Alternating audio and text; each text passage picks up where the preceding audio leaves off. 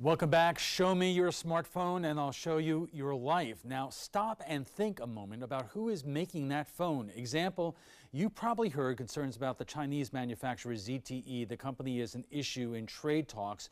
The U.S. military has banned sales of the company's phones on military bases because of concerns about whether the technology in them could be used for spying. The Russians are also making solar cell phone chargers. Yeah, great. We all want Russians rummaging through our photos and browser history. And joining us for more are Jeff Birnbach of the Sarasota cybersecurity firm Silent, Doug Logan of the cybersecurity firm Cyber Ninjas, and our own consumer watchdog Jerry Zivic.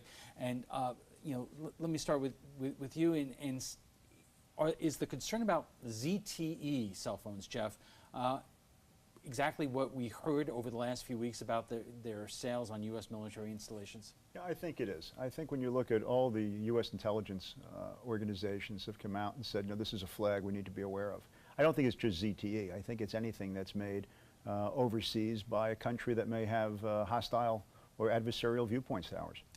And Doug, exactly what are we talking about here in terms of somebody in China looking exactly what you're doing and saying and have on your phone? Well, one thing about China that's different from our country is that they're just as interested in our intellectual property and what's going on in our private lives that they can help their companies with as they are with nation-state activity. So they may be interested in you because you work for a law firm that does business with a Chinese company. And what is the biggest concern that you have, Jerry? Well, I think this is just a nightmare waiting to happen. I think it's not just technology, not just phones that come from China or a Russian piece that you can charge your phone with. Any software product is a risk as well. Okay, our conversation is just getting warmed up. We'll be back in just one moment. Welcome back. Should we be concerned about Chinese and Russian technology in our smartphones? And joining us for more are Jeff Birnbach of the Sarasota cybersecurity firm Silent, Doug Logan of the cybersecurity firm Cyber Ninjas, and our own consumer watchdog, Jerry Zivic.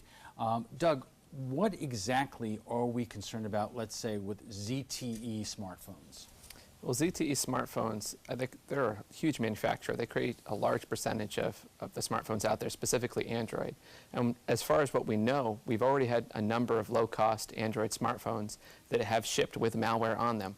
They have the potential to install any application they want to onto the device. Could this obviously be used in an espionage situation? We're talking about, you mentioned before intellectual property, but let's just talk about national security.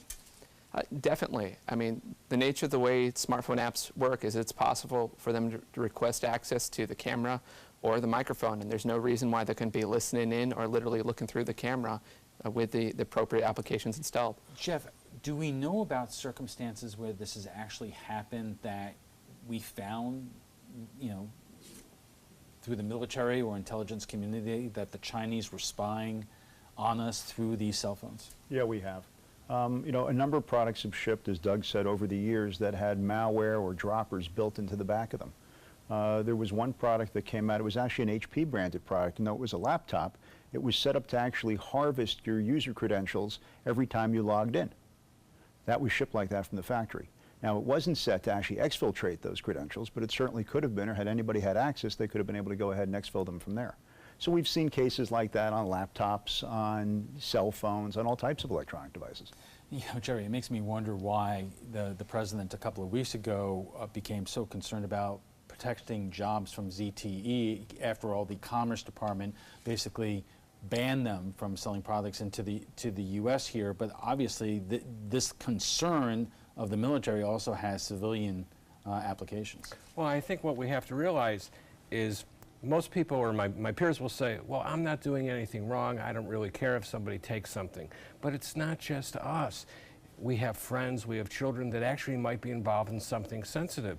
And correct me if I'm wrong, it's sort of like a daisy chain. Once they get in through our phone, then they can get into somebody else's phone, and then they can ultimately hit some real pay dirt by somebody, 5 or 6 people removed from what we know. All right, we're going to pick up on that in just a moment. Well, we're just getting warmed up. Our conversation on Chinese and Russian cell phone technology will continue after a quick break, so stay with us.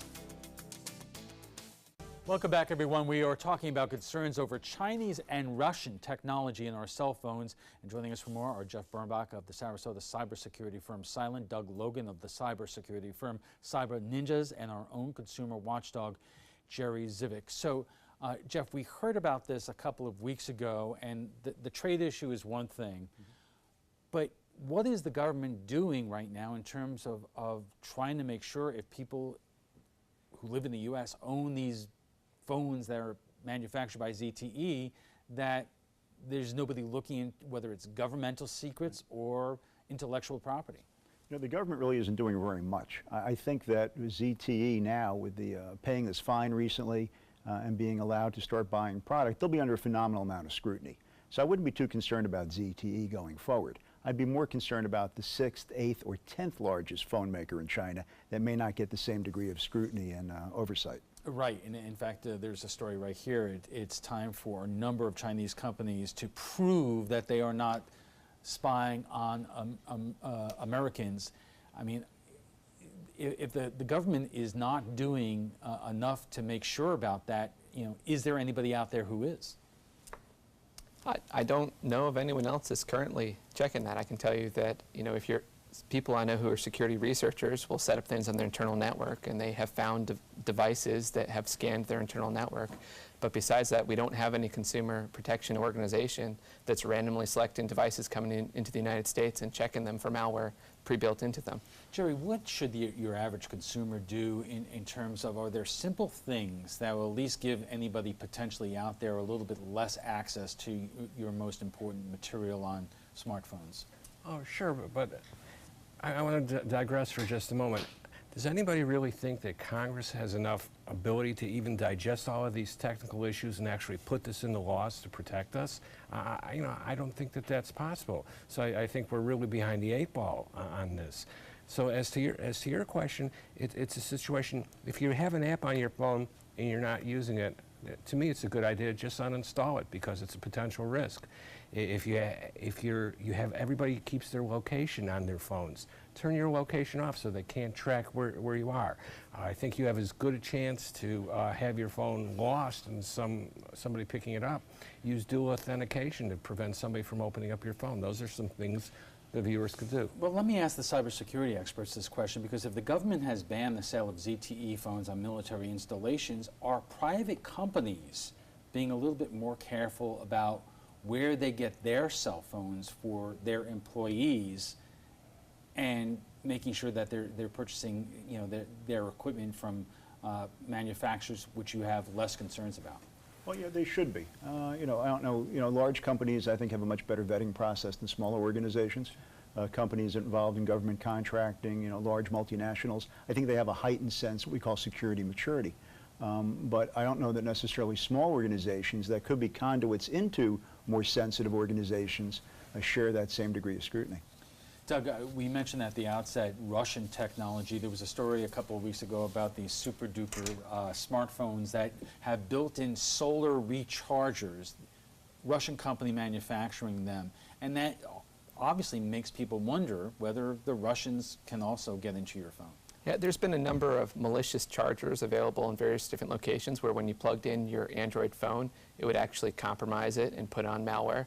There's no reason why, from a solar standpoint, if it's got the same type of adapter, there can be malware built into the firmware of the device in order to infect your phone when you use the charger. I guess what some people may be curious about, if you remember that terrible mass shooting in California, in San Bernardino, where the FBI recovered the suspect's cell phone and they could not get into it because of password protection and encryption. So how could our own FBI not be able to access these phones, but foreign entities can? Well, when a phone is awake, when it's alive, when it's transmitting, all that data is basically in the open for all intents and purposes. So if you can go ahead and put something on a phone that will exfiltrate or send out data while the phone is up, the encryption the phone has when it's shut off has no bearing on that. Jerry, that it is, you know, we've become very password-centric in our society here. In your opinion, what are the do's and don'ts in terms of putting a password on your phone, no matter who the manufacturer is? I think password is our first line of defense, and I think we should use a password and something other than password or password one. And I think what we should do is we should change it on a monthly basis. I know it's burdensome, and I know people don't want to do this, but this is our best defense at this point in time, because if somebody does have access, if we change the password, they've lost the ability to have access. What represents a bigger threat to us? Foreign technology in our smartphones, or the story that we heard out of Washington recently involving these so-called stingray devices, which allows you to capture certain information coming out of cell phone technology. We know the president occasionally likes to tweet, and they found these stingray devices in areas near the White House, and that's leading to some to believe that someone could be taking information off the president's cell phone. No, it's possible. You know, you like to think that the president is using a highly secured, encrypted technology. There's a good possibility that he may not be. He may be picking up his iPhone and communicating just like everybody else. But how does that work, Doug? So the way these devices work is they actually simulate a cell tower. So they pretend that they are a cell tower, so that, and your phone is automatically configured that rather than your phone is configured to automatically connect to whatever has the strongest signal. So if the Stingray device is close by and has a strong signal, your phone will actually connect to it before it goes out. Things like text communications usually are in the plane, in the clear, and any data communications you have that are not over an SSL connection could be intercepted.